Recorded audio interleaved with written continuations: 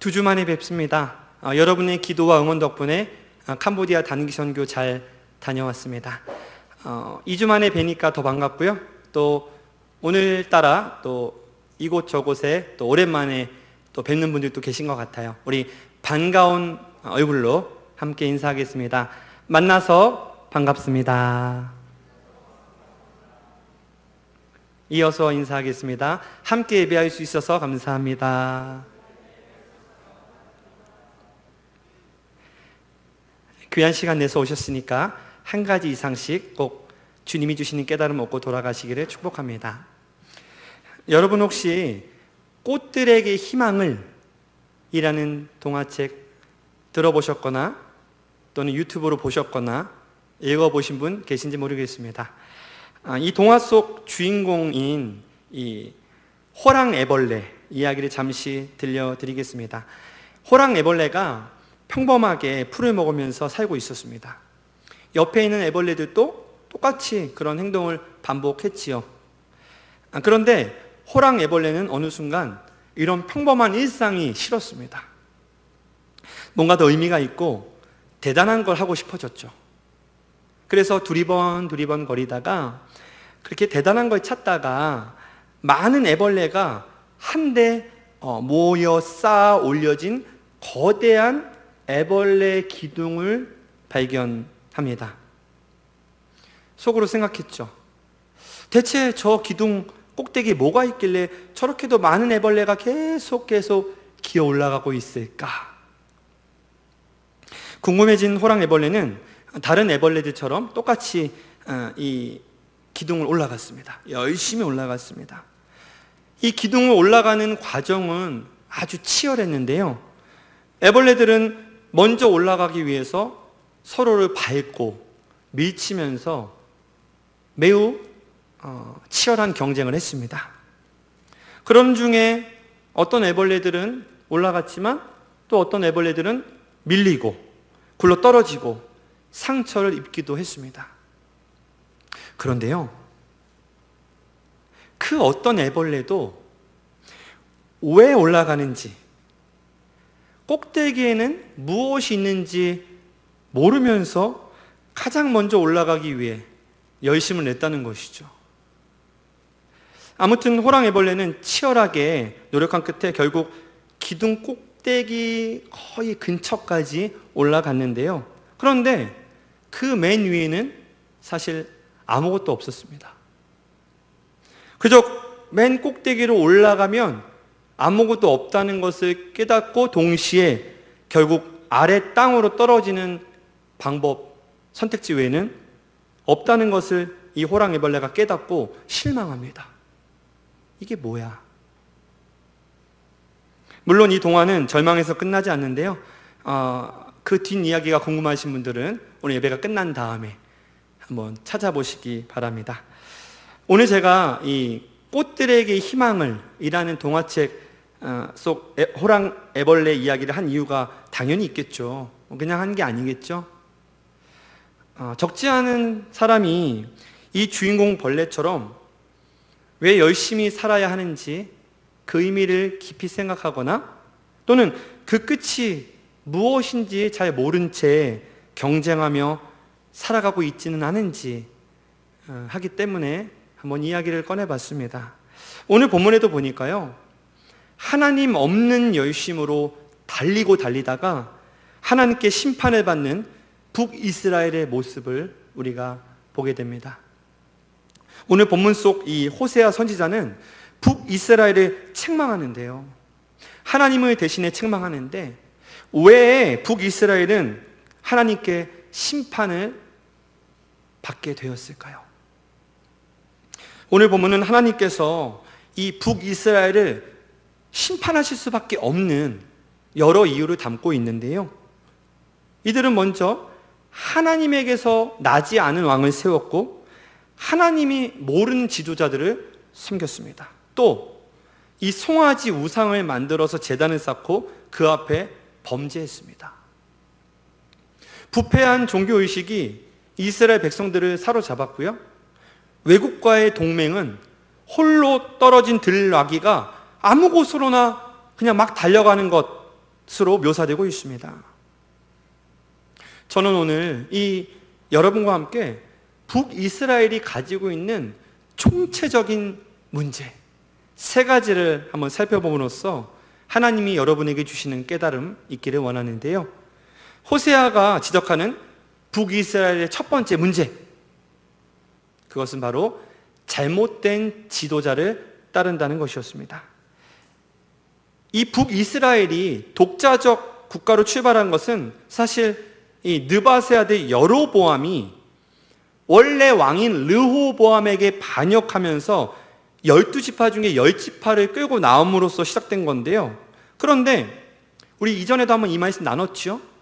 하나님을 경외하는 마음보다 이 여로보암은 왕권에 집착하게 됐습니다. 그래서 여로보암 왕은 남유다에 원래 있던 예루살렘 성전에 이 자신들 북이스라엘의 백성들이 예배하러 갔다가 혹시라도 그 남쪽 왕인 르호보암에게 자기 백성들이 마음을 뺏길까 봐 두려웠습니다. 그래서 다른 예배 초소와 하나님이 아닌 다른 신을 만드는 죄를 범하죠. 구체적으로는 저 북쪽 지역에 베델과 단이라는 이 2곳에 성소를 세우고 금송아지를 만들어가지고 이렇게 얘기했습니다. 이것이 너희를 애굽에서 이끌어낸 너희 하나님이다. 이렇게. 거짓말이죠. 그런데 그렇게 했습니다. 게다가 자기 말을 잘 듣는 제사장들만 세웠는데요. 문제는 하나님께서 거룩하게 구별하신 레위 지파에서 제사장을 세워야 하는데 전혀 상관없는 다른 지파에 자격 없는 사람들을 선택했습니다. 이게 결국 무슨 말일까요? 하나님의 방식을 철저하게 어겼다는 것입니다. 이처럼 북이스라엘은 그 시작부터가 불의한 지도자와 우상 숭배로 점철된 과오를 가지고 있었습니다. 그런가 하면 이 여로보암 이후에 북이스라엘에 세워진 왕들은 대부분이 열왕기 상하에서 보면 비난을 받고 있는데요. 그 왕들은 대개 우상을 제거하지 않았고 또 빈번한 쿠데타로 새로운 왕조, 새로운 정권을 세워가면서 정통을 흔들어 놓고 기존 질서를 흔들어 놨습니다. 참고로 이 북이스라엘에서 일어났던 이 쿠데타가 총 8번이거든요. 그런데 이 8번 중에 몇 번이 성공했을까요? 맞습니다. 8번 모두 성공했습니다. 그래서 대부분 이 왕들이 자신의 신하들에게 죽임을 당하고요. 쿠데타로 정권 탈취에 성공한 왕도 또다시 자신의 신하들에게 죽임을 당하는 것을 우리는 열왕기 상하서를 통해서 알 수 있습니다. 자, 북이스라엘의 2번째 문제는 외세와 동맹을 맺은 것입니다. 성경에서 보면 애굽, 즉 이집트는 악으로 묘사되는 경우가 많거든요.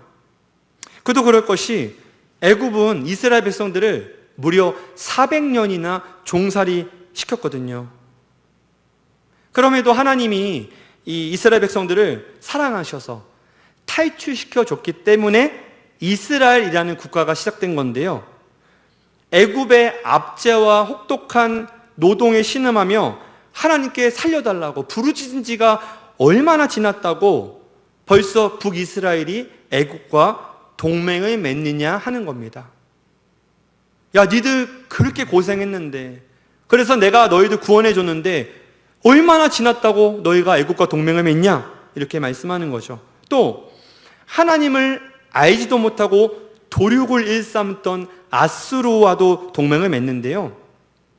말이 좋아 동맹이지 강대국 애굽과 아수르와 약소국 이스라엘 동맹을 맺는다면 이게 뭘 의미하겠습니까? 마치 조선시대 우리나라가 이 중국을 따르면서 사대주의를 통해서 중국을 받들어 숭상하고 조공까지 바치던 때가 있었는데 그것과 크게 다를 바가 없는 거죠. 힘의 균형이 비슷해야 동맹이 되는 것이죠. 사실 애굽이나 아수르의 그늘 아래로 들어가서 이 또 다른 강대국들의 침략을 면해보겠다는 속셈이었는데요. 여러분, 이게 얼마나 어리석은 일입니까? 다른 나라면 이해를 합니다. 다른 나라면 힘 있는 그 국가를 의지해서 보호받겠다 할 수 있죠. 그런데 이스라엘은 그래서는 안 됐습니다. 이스라엘에겐 누가 있었습니까? 따라해 보실까요? 하나님. 하나님이 있잖아요. 하나님이 있는데 머리를 굴렸습니다. 얼마나 어리석은 일입니까? 아무튼 이스라엘은 하나님이 아닌 강대국을 의지함으로써 결국에는 하나님께 심판을 받습니다. 끝으로 이 북이스라엘의 세 번째 문제이자 가장 큰 문제는 우상 숭배와 제사의 변질입니다. 바알을 숭배함에 있어서 송아지 우상을 사용했는데요, 하나님을 대체할 형상을 만드는 행위로부터 하나님께 제사하기 위해 쌓았던 제단에서 불법을 행하는 일까지 이스라엘 백성들은 결국에는 하나님을 모욕했습니다. 자세히 기록되어 있지는 않지만 하나님을 위해 쌓았던 제단에서 엄청난 광신적 종교 행위가 있었다는 견해가 많고요, 하나님께 드려져야 할 제물용 고기를 본인들의 입의 즐거움을 위해서, 이 입의 즐거움을 위해서 제멋대로 활용했습니다. 세상에나 죄의 결과를 제거하고 하나님과의 교제를 회복하기 위해서 마련된 제단이잖아요. 여러분, 우리가 죄가 있으면 하나님과 소통할 수 없잖아요. 여러분, 수련회 가서, 사경에 가서 왜 눈물 흘리면서 회개합니까? 왜 회개하는 거예요? 죄가 있으면 하나님과 만날 수 없으니까. 그러니까 회개하는 거잖아요. 그런데 이 제단이 죄를 해결하고 하나님과 만나기 위한 그 제단인데, 실제로는 그 제단에서 백성들의 죄를 더하고 있었다는 것입니다. 그렇게 하나님이 분명히 율법에 여러 가지 잘 써주셨음에도, 어떻게 해라 잘 써주셨음에도 이스라엘 백성들은 자신들과는 그 율법이 아무런 관련이 없는 것처럼, 마치 딴 사람 이야기하는 것처럼 여기고 행동했다는 것입니다. 결과적으로 북이스라엘은 그들의 죄를, 잘못을 돌이키기 전까지는 그 어떤 노력을 한다고 하더라도 좋은 결과를 얻지 못할 것이다 라는 하나님의 경고의 말씀을 듣는데요, 7절입니다. 그들이 바람을 심고 광풍을 거둘 것이라. 심은 것이 줄기가 없으며 이삭은 열매를 맺지 못할 것이요 혹시 맺을지라도 이방 사람이 삼키리라. 세 번역으로 다시 읽어드립니다. 이스라엘이 바람을 심었으니 광풍을 거둘 것이다. 곡식줄기가 자라지 못하니 알곡이 생길 리 없다. 여문다고 하여도 남의 나라 사람들이 거두어 먹을 것이다. 북이스라엘 왕들이 아무리 전략을 그 똑똑한 머리로 잘 짜고, 그리고 왕권을 강화하기 위해서 우상을 세우고, 입맛에 맞는 제사장을 세우고, 힘 있는 강대국과 외교를 잘 한다 해도 누구 없으면 아무것도 아니란 말입니까? 하나님 없으면 아무것도 아니다 라는 말입니다. 여러분, 이런 삶이야말로 본문 7절에서 말하는 바람을 심고 광풍을 거두는 삶인 것이죠. 황당한 겁니다. 바람은 뭐예요? 의미적으로 공허한 것, 헛된 것을 말하지 않습니까? 공허하고 헛된 것. 아무리 열심을 내어도, 인간이 아무리 열심을 내며 살아도 하나님이 없으면 그 모든 노력이 바람과 같이 헛되다는 겁니다. 저는 이 사실을 여러분이 한 살이라도 어릴 때 제대로 깨달았으면 얼마나 좋을까 생각하거든요. 사랑하는 우리 부장님은 이미 깨달으셨죠. 그리고 젊은 여러분 가운데에도 깨달은 분들이 분명히 있고요. 하지만 아직 깨닫지 못한 분이 있기 때문에 얘기하는 겁니다. 아무리 열심을 내고 산다 하더라도 하나님이 없으면 바람과 같은 것이 인간의 삶이다. 이것을 깨닫기 원하는 것이죠. 열심히 살지 말라는 게 아니라, 열심히 사는 거 좋은데 그 삶에, 내 삶에 하나님이 없으면 바람과 같은 것이다. 이것을 1년이라도 빨리 깨닫는 것, 그것을 말하는 것이죠. 심지어 여러분, 하나님 없이 열심히 내면 낼수록 오히려 큰 재앙인 광풍을 거두게 된다는 것입니다. 청년 여러분, 우리는 스스로에게 질문해 봐야 합니다. 나의 모든 열심이, 그 열심 안에 하나님이 계신가? 자, 제가 한번 물어볼게요. 여러분 속으로 한번 대답해 보세요. 겉으로 대답하셔도 상관은 없지만, 자, 한번 물어볼게요. 사랑하는 아무개 청년이요, 당신의 그토록 열심인 삶 가운데 하나님이 있습니까? 네, 이렇게 대답한다면 얼마나 좋을까요? 하나님이 있습니까?